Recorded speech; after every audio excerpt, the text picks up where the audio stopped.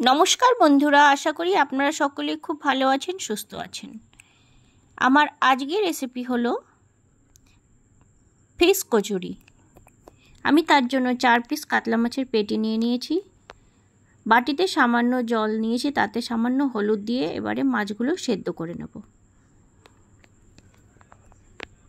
আমি এই মাছের কচুরি রেসিপি কিভাবে তৈরি করলাম সেটাই আপনাদের সঙ্গে শেয়ার করছি। আর খুব সহজভাবে আর সহজ উপকরণে এই কচুরিটা আমি তৈরি করলাম।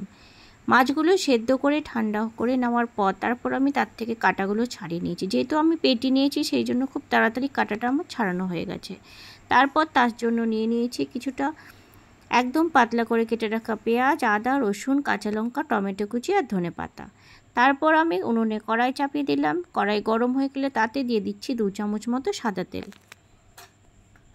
খুব কম তেলেই মাছের এই পুরটা তৈরি করে নিতে হবে, যাতে কচুরিতে বেলবার সময় পুরটা ফেটে বেরিয়ে নেওয়া যায়। তারপর আদা রসুনটাকে আমি গ্রেট করে নিয়েছি। তেল গরম হয়ে গেলে তাতে আমি দিয়ে দিলাম। দিয়ে হালকা লালচে করে প্রথমে আদা রসুনটাকে ভেজে নিয়ে তারপর কাঁচা লঙ্কা কুচিটা দিয়ে দিলাম। দিয়ে তাতে দিয়ে দিচ্ছি একটা ছোট সাইজের টমেটো, সেটাও আমি খুব পাতলা করে কেটে নিয়েছি। তাতে সামান্য নুন দিয়ে টমেটোটাকে প্রথমে ভালোভাবে গলিয়ে নেব।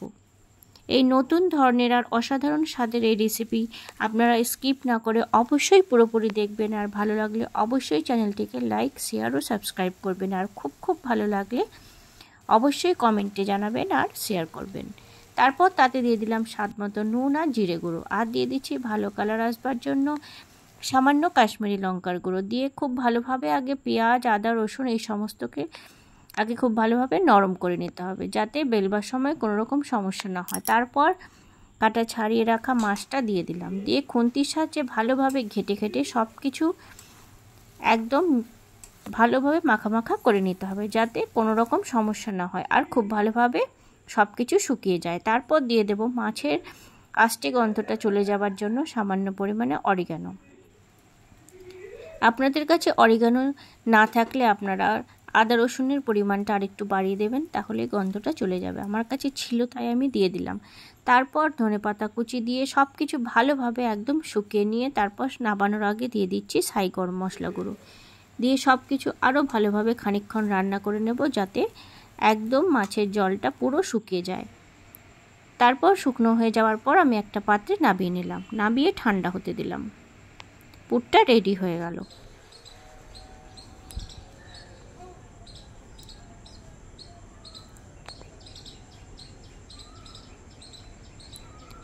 মাছের পুরটা ঠান্ডা হবার সময় আমি তার ফাঁকে ময়দাটা মাখিয়ে নিয়েছি।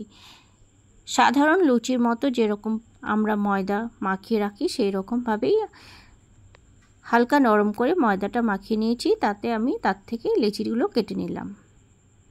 ছোট ছোট লেচি করে কেটে নিয়ে তাতে যতটা প্রয়োজন মতো এতে দেওয়া যায় পুর, ততটা আমি পুর দিয়ে দিলাম। খুব বেশি মাছের পুর দিলে আপনারা একদম অবশ্যই বেলা যায় না, সেই জন্য একটু কম পরিমাণে পুর দিয়ে ভালোভাবে সিল করে লেচিটা করে নিলাম।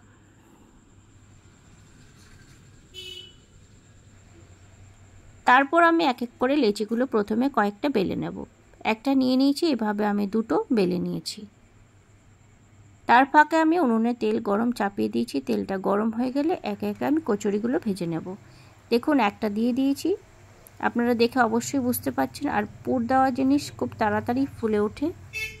আপনারা এইভাবে একবার এই বর্ষার সময় অবশ্যই মাছ দিয়ে এই কচুরি ঘরে তৈরি করবেন। যারা মাছ খেতে পছন্দ করে না তারাও বলবে আরও একবার এইভাবে কচুরি আমাদের তৈরি করে দিও। লালচে করে ভেজে নিয়ে আমি এক এক করে তুলে নিলাম। এইভাবে তৈরি হয়ে গেল আমার আজকের রেসিপি কাতলা মাছের কচুরি। আমি আলুর তরকারির সাথে কচুরিগুলো সার্ভ করে দিলাম। রেসিপিটি ভালো লাগলে অবশ্যই কমেন্টে জানাবেন। ধন্যবাদ।